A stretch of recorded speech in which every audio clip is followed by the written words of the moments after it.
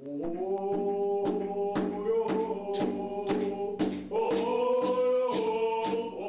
am Tcholatza. I have a given name. It's Herb Joe. I am of the Chilkoyuk peoples, the Chilkoyuk tribe. I currently am a member of the yáqtel First Nation. The family structure that you may be thinking about, of course, started in our historic family dwellings and communities. We lived in village sites where families were together, and our social structures evolved out of that. Our historic concept of family became the central part of our social structure. And today, the inferences that are used by the word family are some of those that were used by our ancestors from the Chilliwack Valley. It meant inclusiveness. Everyone was included. No one was excluded. If you were excluded, that was the second worst punishment that you could receive, because if you were excluded or banished, it meant that your identity was taken away from you. And if you had no identity, you were a nobody, so you had no value. So you were sent away. Historically, in our language, there was no word for first, second, or third cousins. So how were you described? Of course, the inclusiveness of family, you were sisters. And you were raised as sisters. And that was how I was raised. I was raised in a family that believed in the old ways, and no one was excluded.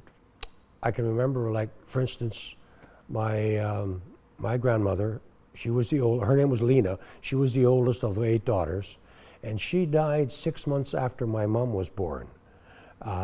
So my mom was raised by Auntie Flora, one of my grandma's younger sisters. So she became my grandma too, Flora Julian. She married Martin Julian. Well, I think those were the kind of things that were all part and parcel of our community. And I remember young people, particularly grandmas, they used to say, "Oh, poor Sonny, you got no grandma." And I would say, no. I have 7 grandmas, They all look after me like I'm their grandson, And that was pretty much true by my whole life. Because I didn't have that matriarchal leadership in my family, there were others who stepped in. It was automatic, no questions asked. In order to keep the biological strength of the families and the control of your family structures and leadership structures, those marriages were arranged. I and your papa, your grandpa, we respected our parents because it was their decision and our grandparents' decision to have us together as husband and wife. We respected their decision. And we were also taught to respect each other. And she said, out of that respect came a really, truly deep love. And we've been together for all of our lives now. So beautiful, I think, wow. And those were the family values that were taught historically. Uncle Richie, Richard Malloway, he was one of the last of the fluent speakers of our language.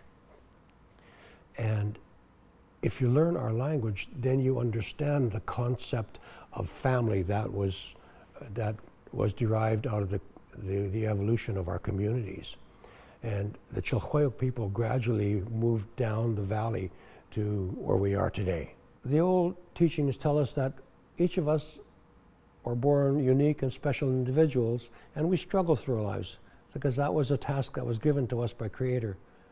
And because we have to struggle, some of us aren't quite as successful as others, so they end up needing help.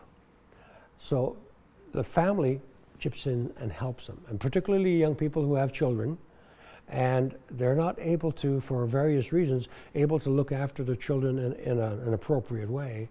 Well, those children will be cared for by family members. So that was the whole concept of our communities. And today, it's some of those old traditions and customs are being realized.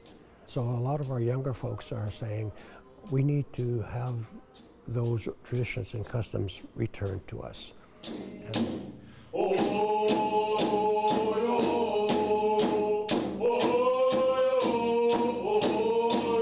that's it. Okay. Thank you. Thank you. Thank you.